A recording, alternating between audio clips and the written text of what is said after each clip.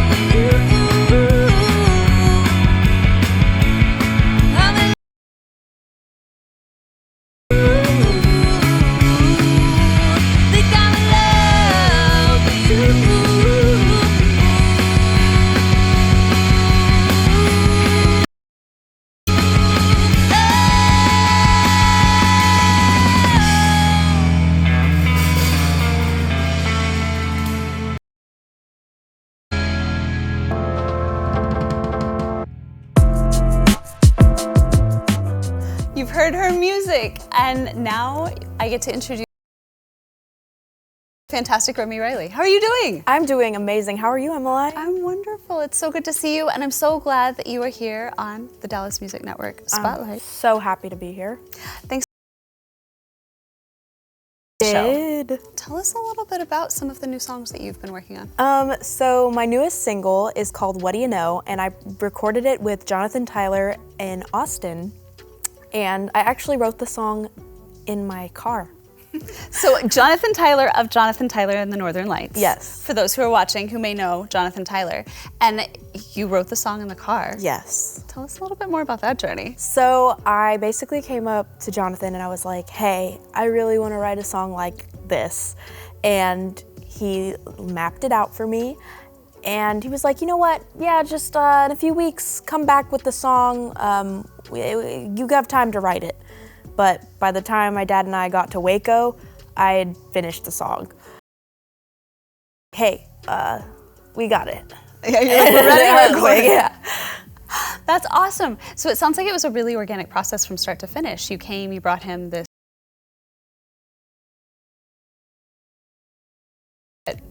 tripped inspiration in you. Yes, it was like he didn't rip off the song, but he more like, and that was like kind of similar, and I went from there. I made that first chorus is what I had. Okay. That's all I had. And on the way when I was writing it, we just kept listening to the instrumental track, and I was like kind of freestyling the whole time until I like started writing something and it was just a natural flow. That's awesome. And was this the first time you two had worked together? We had done other like jam sessions, but this is the first song that we like we're like dedicating to finishing, so I would say that. That's fantastic. And it's coming out in April. Yes, of April. 2023. Yeah. What Do You Know? What Do You Know? Yes.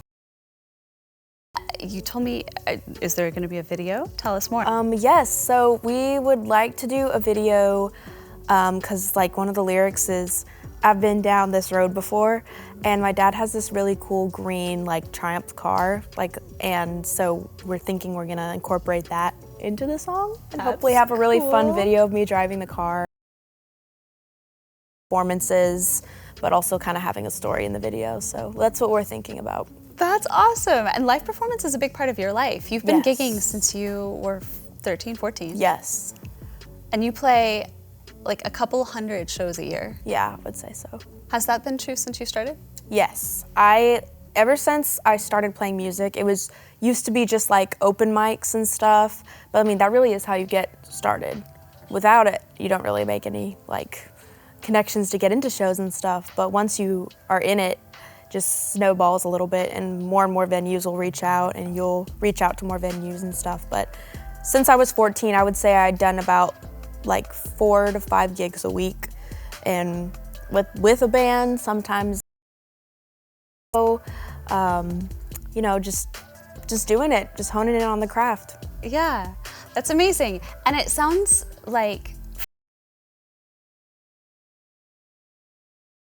and your source of inspiration. It's been true. Tell us a little bit about the Remy Reilly live show experience. Live show experience, I did tell you this like before we started, is that this one guy DeMarcus is his name, and he does, he Oh, cool. and posts them. He said that watching me live was like watching the Trolls movie because like, yes, yes, yes, a bunch of high energy and just like super random, can't stay on track, like just all the good like hyperness and stuff. So yes, it is my joy because it's a place for me to be myself, but also get all of that energy out, and expressing myself is like so healthy for me. Like I think it's just a part of who I am, and that's definitely a safe space for me to do it. That's awesome. Yeah, it's the Remy Reilly live show experience is a very personal thing. Yes. You bring 100% of yourself to each show. Yes. And it's something that you've done for a really long time.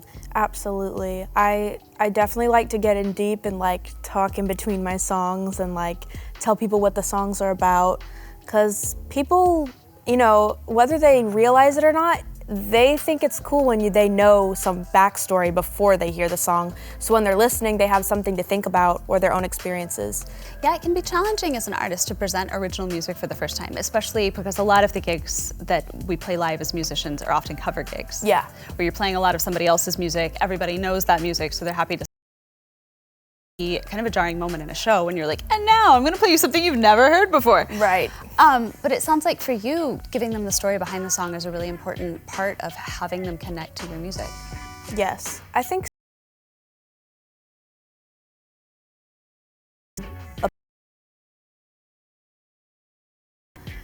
that's the beauty of music is like you could listen to a song and I could listen to a song and you'll have a completely different meaning for it than I will.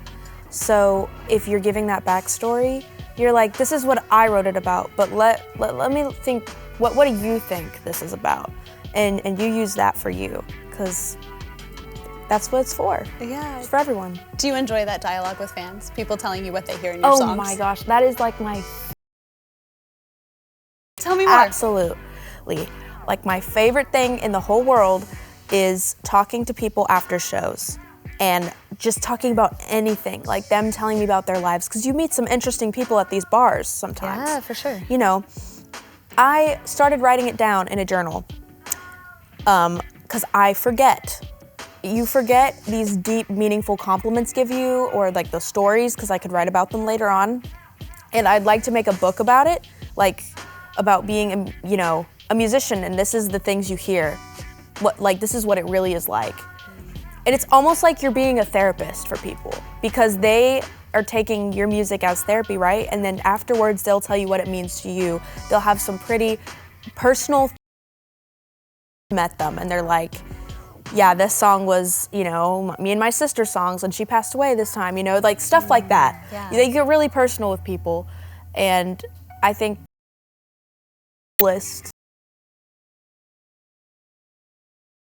so it definitely is very important to me with the job, but it's all things. And I started writing them down because I don't want to forget. That's amazing. So you have a little journal I do. that has all of these wonderful things that people have told you or shared with you about your music and about what it means to them. Something significant happens at a gig, I would love to write it down. Sometimes I forget to, but like I think it's so fun to look back on, but also like one day if I write like a book, like I'll have all of it. You've got some data to throw I'll in have there. some data to fill in some. So you're gathering primary for like the ultimate musical research paper. Yes. That's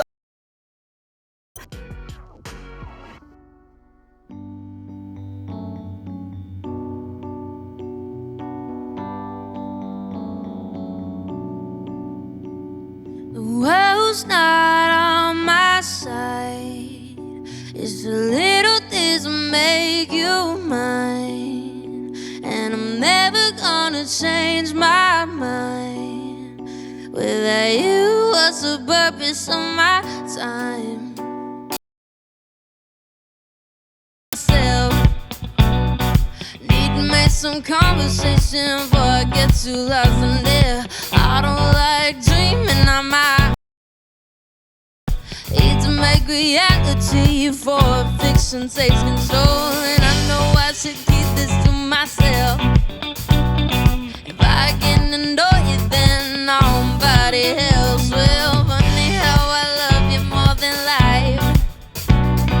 Even when I'm out away, you keep me feeling so alive. The world's not on my side. Little things will make you mine. Gonna change my mind. Without you, what's the purpose of my time? I like living on the edge, but anywhere next to you is where I'd rather breathe instead. You don't wanna know how my day went.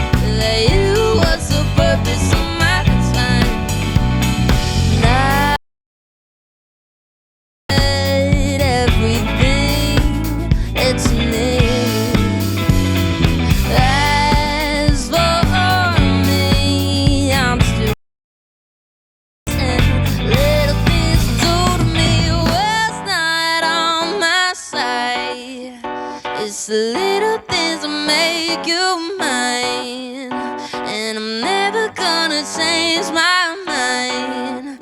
Without you, what's the purpose of my time? World's not outside. Some little things will make you mine, and I'm never gonna change my mind. Without you, what's the purpose of my time? So it sounds like fan connection is something that's really, really important to you. Like hanging out with these folks on the other side of the camera is like one of your favorite parts of your job. Yes. I'm a very big like people lover, and I love hearing what people have to say because like everybody has their own unique, like everybody has a story. Everybody, and everybody has depth, whether they like to share it or not. Some people don't, and some people are not as open, but that's totally fine. You crack. You're like, no, we're gonna go deep. No, we're gonna go deep. No, I'm glad you brought that up because you and I were talking offline about how one of like the things that defines go there, right, is your willingness to own your own experiences, to be unapologetic about the things that have happened to you and the things that you felt as a result of those. The things that you value about your music is the ability to give other people that space. Yes. If you are open and if you're willing to share with people, they will be willing to share back with you and be open. And so in my songs, if I'm giving this much information about myself, if I'm telling you this is what I'm experiencing, the other person is gonna be like, oh, I go through that too. I'm glad somebody vocalized and made it real because it helps you process the emotions way better whenever you're able to sit with them, talk about that in person. Hence why therapy is like very helpful. If you're able to do that, it's really cool to have it in a musical form. Yeah.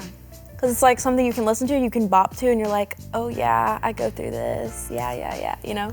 Well, you feel a little bit known and seen, right? Yeah. Because I don't know about you, but my favorite songs are always songs that say how I'm feeling Yeah, when I couldn't find the words to say how I was feeling. exactly. And it's nice to feel heard and understood and less alone. There's a song for every feeling. Yeah. Like people, that's another thing that's cool. You could write about things that nobody's written about before. And there's like so many topics that I bet have like not been written about. In one of the interviews, they asked me if I'd ever written a murder ballad. I haven't. But now you're like, it's But on my now I'm list. like, I mean, that would be a challenge because like I don't want to, but like I haven't written that. Much that you can write about. It would be the not so trolls part of the set. Yeah, it would be. Like, and now we're murder ballad. And now murder ballad. No, I have. It's like I have some really sad songs, but I also have a lot of really happy ones. But I think there's a good balance, and that's what makes me me. Yes, but to your point, I think what it sounds like people are connecting with is the music, but you. Yes. So the music and the person. I making- think people with both the music and me, because like it's if you give them that space again, Yeah. they will naturally open up. That's awesome. So if people are sitting here and they're thinking, Remy sounds amazing, I need to go see a live show, I need some Remy Reilly style therapy in my life, where's the best place for them to find you? Oh, you can find me anywhere at Remy Reilly. That's RemyReilly. Remy Reilly, you heard it here first, and we're gonna have more from Remy next.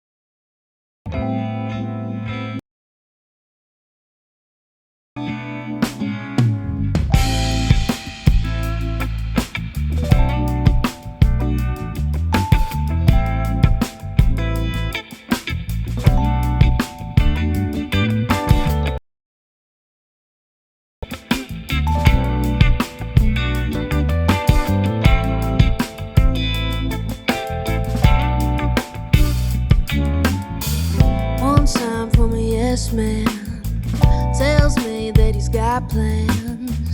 Where you going with nightstand? That's where you saw me last. I think you stopped me, changed plans.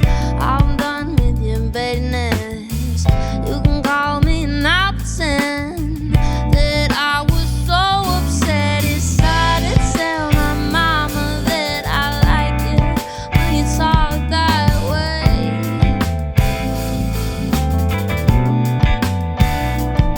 And it's hard to tell that I think you last another day.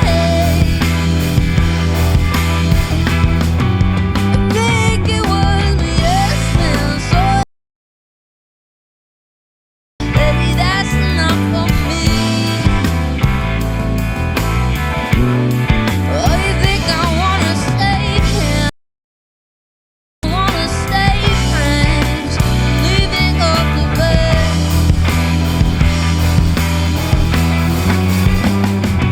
'Cause baby, you agree with everything I want, but it's a controversy. Oh, I think it was me yesterday, so I had to know now. Baby, that's enough for me.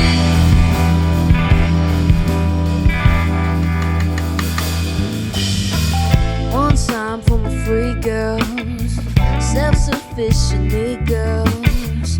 Where you going, my free world? 'Cause that's where you can't be found. Oh, I think it's time you changed my life. Knock me down, but at least you tried. I see you on the other side of my decision line. It's difficult to say it, but I'm thinking that it must be done.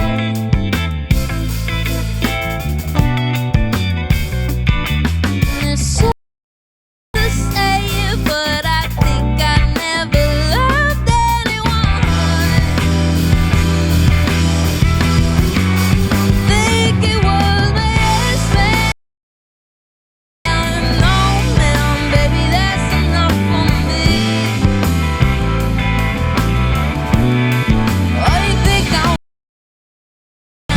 oh, you think I wanna stay friends, leaving up the bed.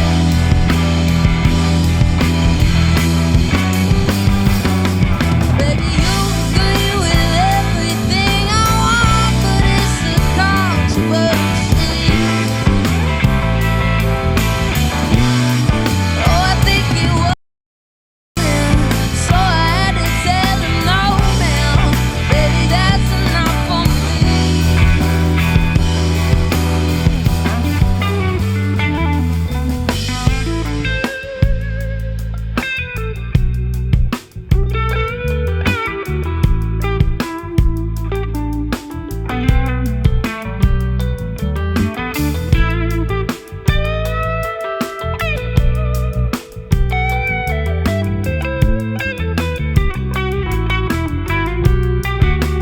Think it was me yesterday, so I had to tell him no, man. Baby, that's enough for me. Think it was me yesterday, so I had to tell him no, man. Baby, that's enough for me. That's enough for me.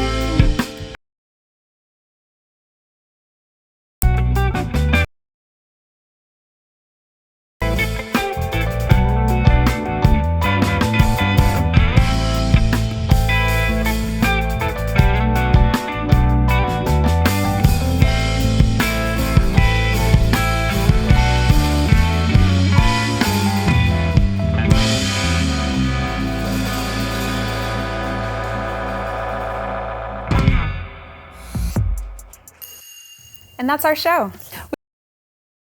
Entire cast and crew here at Dallas Music Network, our wonderful sponsors, the City of Dallas Office of Arts and Culture and Timothy R. Wallace, and you at home for watching. Be sure to like, follow, and subscribe. We don't want you to miss a single second of the amazing content we have coming up next. Min, where can they find us? Practically everywhere. We are on Facebook, we are on LinkedIn, TikTok, Instagram, and YouTube.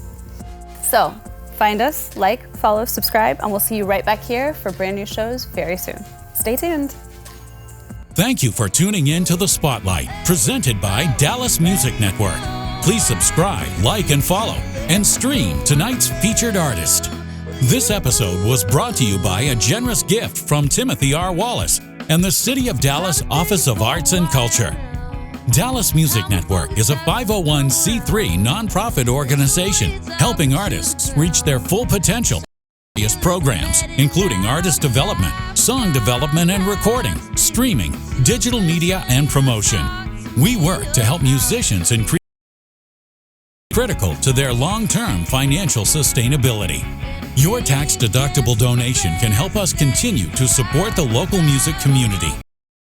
Our website at dallasmusicnetwork.com, or to find out more information on how to become a sponsor, email Beverly at dallasmusicnetwork.com. Watch all Dallas Music Network productions on demand on your TV by downloading the free independent film and music app, 2Stage TV, available on Roku Player, Apple TV, Fire TV, and Android TV, and in the Apple and Google Play app stores for mobile devices.